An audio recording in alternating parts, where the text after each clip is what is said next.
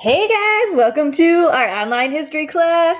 So today we are going to be focusing on our last two groups, Latin Americans and women. We're going to look at the two movements that emerged for them in the late 60s and moving into the early 70s. So we're going to start with Latinos. And we're just going to focus on the main, like the most famous events and people. So the first event that we're going to talk about is the United Farm Workers boycott, which started in 1965 and was led by Cesar Chavez. You can see his photo on the right-hand side. So this was a strike that started against grape growers for better pay. Okay, so this comes back to the economic pressure that we talked about that you can put on businesses to change their policies. Essentially, what happened was there were a lot of Latin Americans working in the grape industry. They felt they were being severely underpaid for really difficult conditions. And so they decided to go on strike, which means that the business would not make any money unless, anybody remember how businesses can break strikes? That's right, if they hire other workers. Okay, but their idea was maybe if the grape growers can't get other workers, the grapes will just rot, right? So they won't make any money. And so they decided to do this strike to try to improve the conditions. Cesar Chavez and 5,000 Mexican Americans walked off their jobs and said, we're not working until you change these conditions. You need to raise our pay. Particularly, that was the main thing they were looking at, although there were a variety of other concerns. So the strike goal, growers will not make money until they decide to raise the wages, right? That's how this is supposed to function. Okay, this strike lasted for 5 years, 1965 to 1970, and it got crazy. The people who were striking would go back into the fields and picket. That means they would be there with like signs. The growers came and sprayed the picketers with chemicals like pesticides like you would use to grow stuff. So it got pretty insane and combative at points. Now, I do want to note that Cesar Chavez was actually opposed to illegal immigration because that undermined the strike, right? So, like, if the grape growers could get people to illegally immigrate from Mexico and take the jobs, then that was undercutting the efforts of the people to get better wages. So this is kind of an interesting side of Cesar Chavez. Now, illegal immigration is more of an issue that Latin progressives tend to be like more in favor of, supporting undocumented workers. Cesar Chavez was not taking that position because he was trying to support the conditions of the people who were legally here. So that's kind of a interesting caveat for Cesar Chavez's views. Okay, so Chavez leads a 250-mile march to Sacramento. So they decide we need to get more people involved. Just striking isn't working because we just don't have enough power in this situation. That march grew to 5,000 people by the time they arrived in Sacramento. And then they expanded the strike by asking shoppers to boycott California grapes. So what they were saying is, like, just not working isn't making the grape growers lose enough money because they can hire other people. But if the buyers will help us by boycotting, even if they hire other people, the company still will not make money.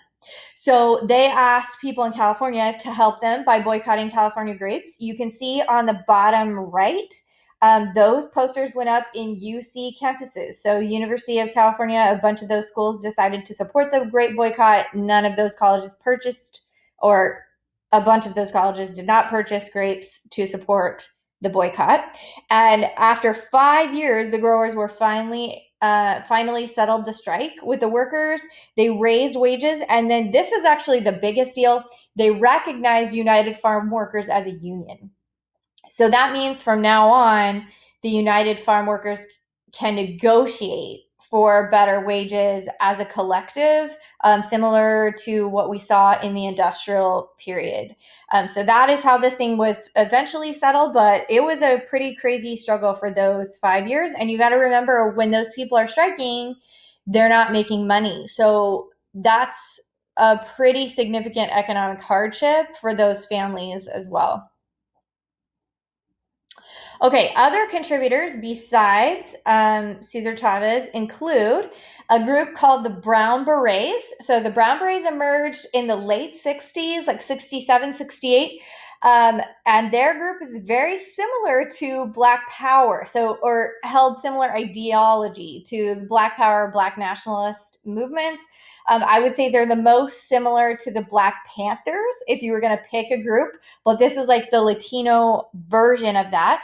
You can see a picture of them in the bottom left. So even their look is a little bit similar to the Black Panthers.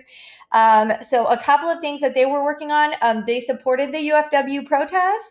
They also were really big into protesting police killings and police brutality.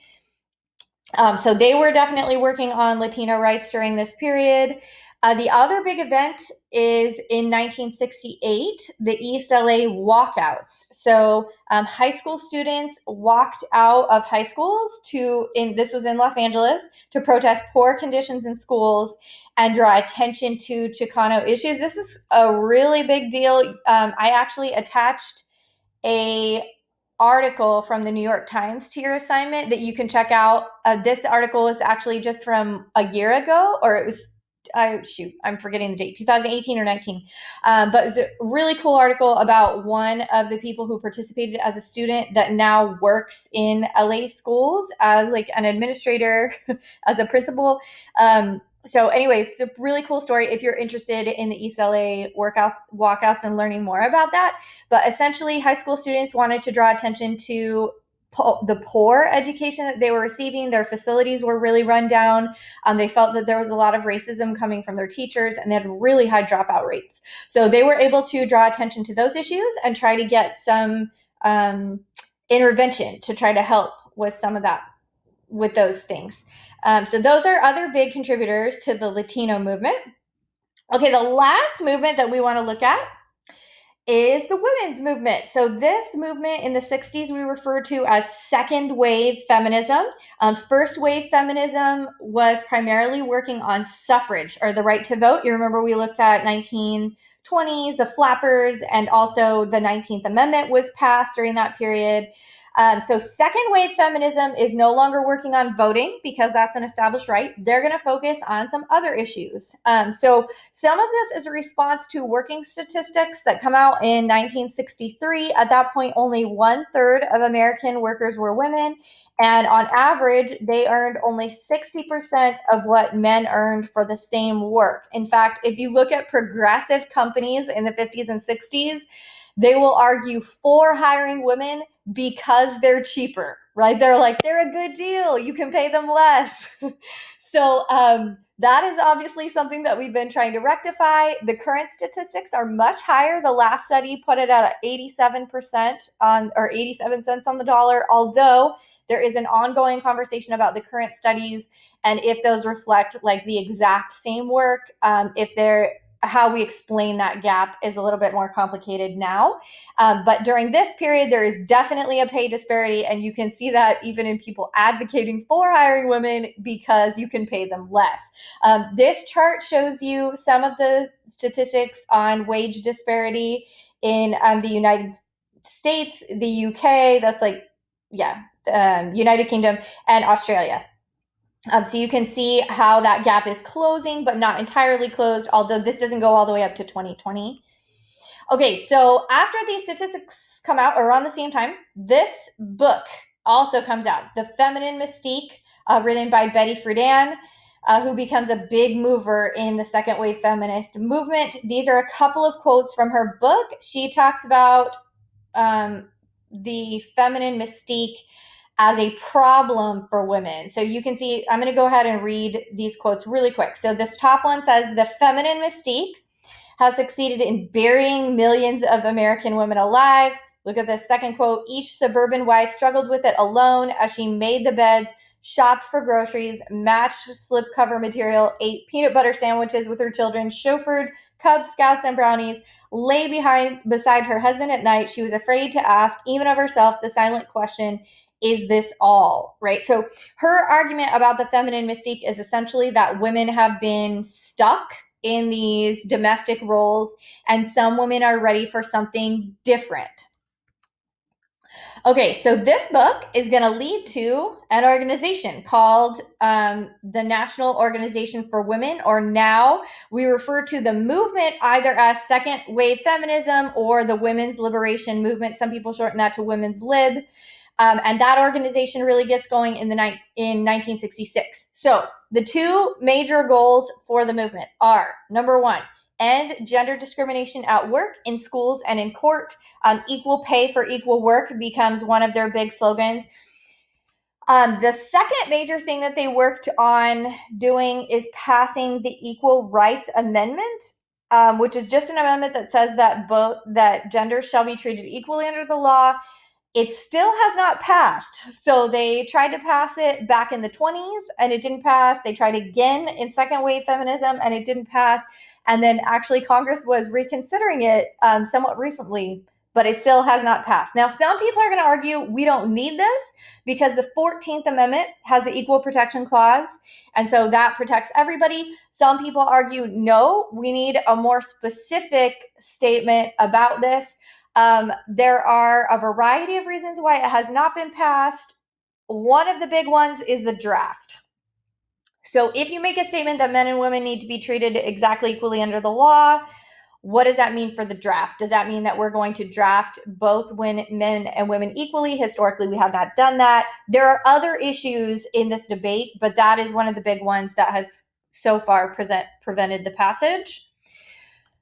Okay, third major concern is reproductive rights. So if you're going to define second wave feminism, I would say the two big issues are equal pay for equal work and reproductive rights.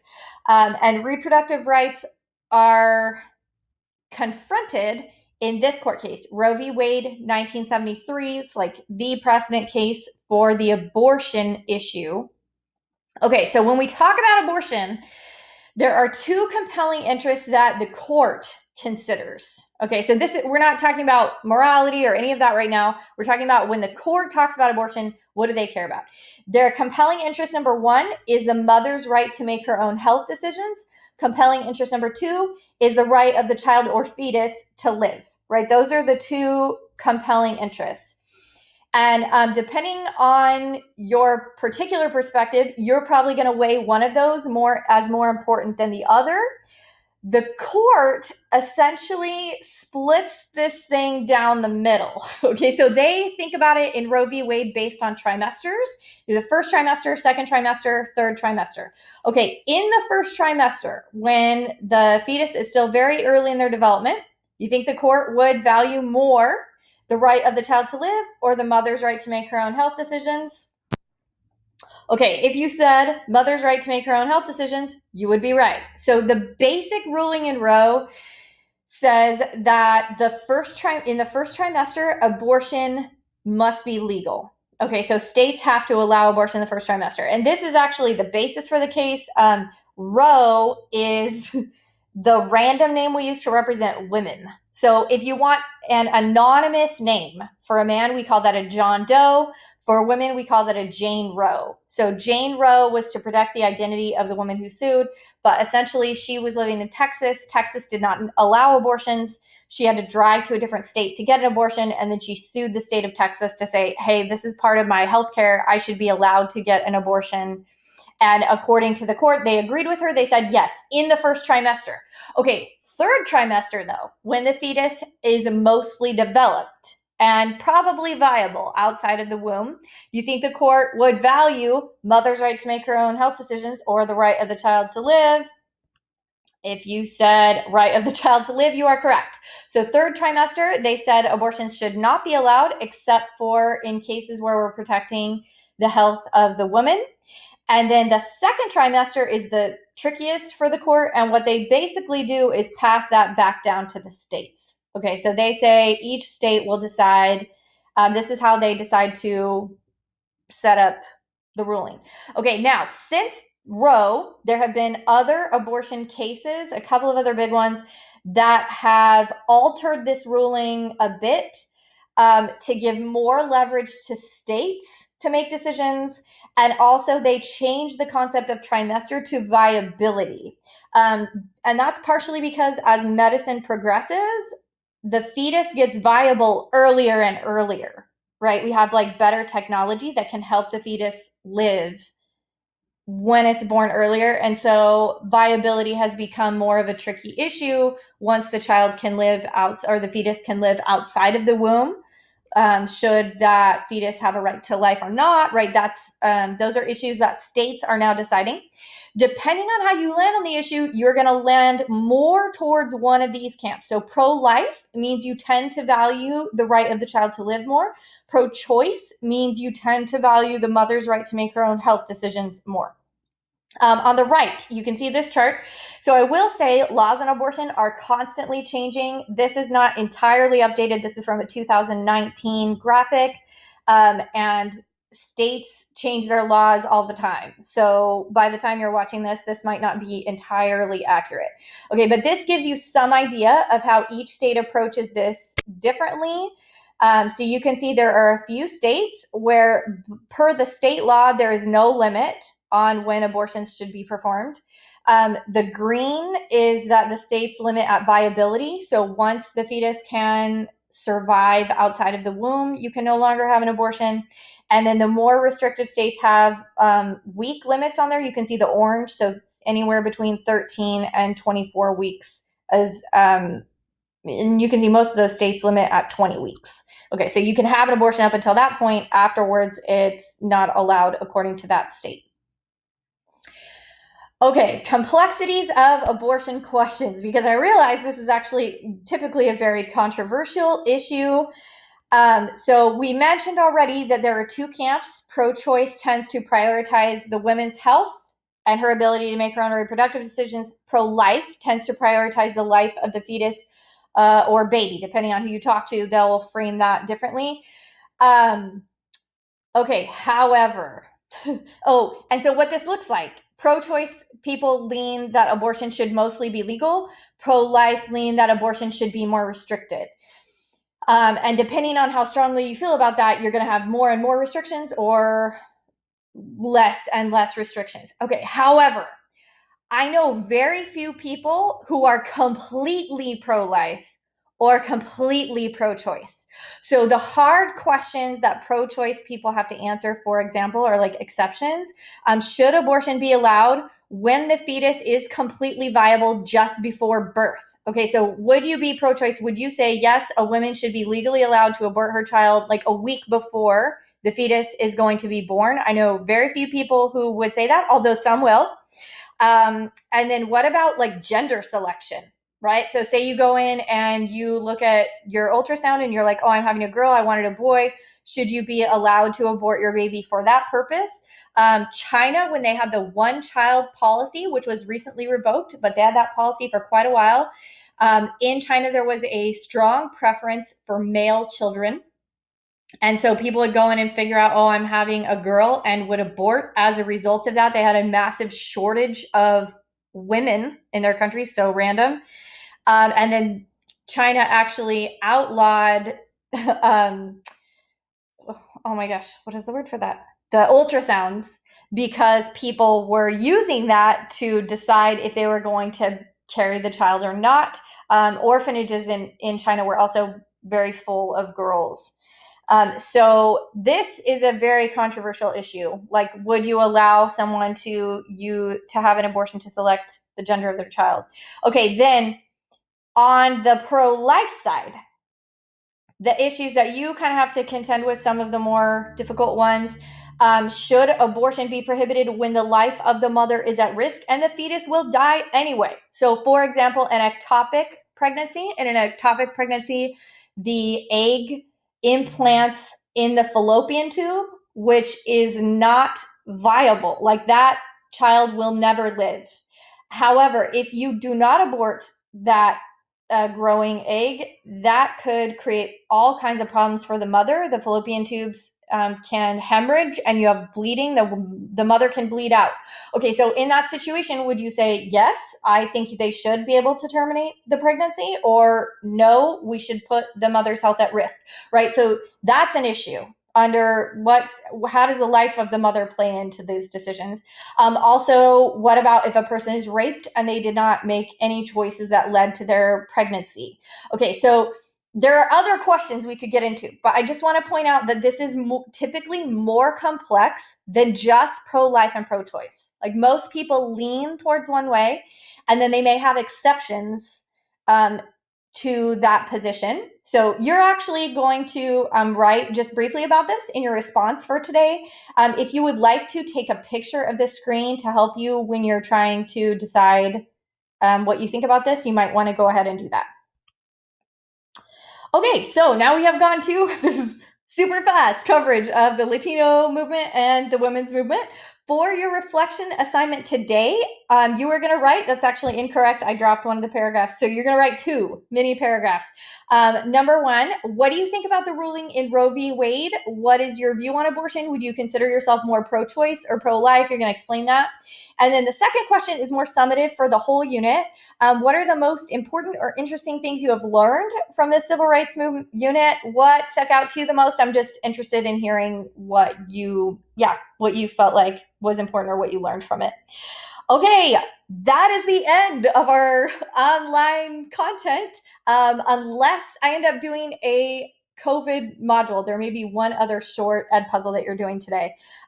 But we are finished as of today. Monday is when grades close. So I need you to be sure to message me before then. If you have any questions or concerns, everything has been updated on Q. So you can go in there and check. Message me if you're worried about anything or if there's any discrepancies in your record keeping that you want to correct. On Monday is our last instructional day. I'm going to post a course evaluation for your last assignment. So this is your chance to tell me what you enjoyed about the class, what you would change if you were in charge of it for next year. I'm particularly interested in this because this is the first time any of us have been doing online learning. There's a chance that we'll be doing some more of that in the fall. So your feedback is super important to me. I take it into account every year when I think about what we want to do for next year. So I really appreciate you filling out those forms and helping me figure out what I can do to help make a good learning experience for the people who come behind you. So it has been a great pleasure for me to teach all of you guys this year, even from an online format. Love you guys so much, and I hope you're staying safe. Love you. Bye.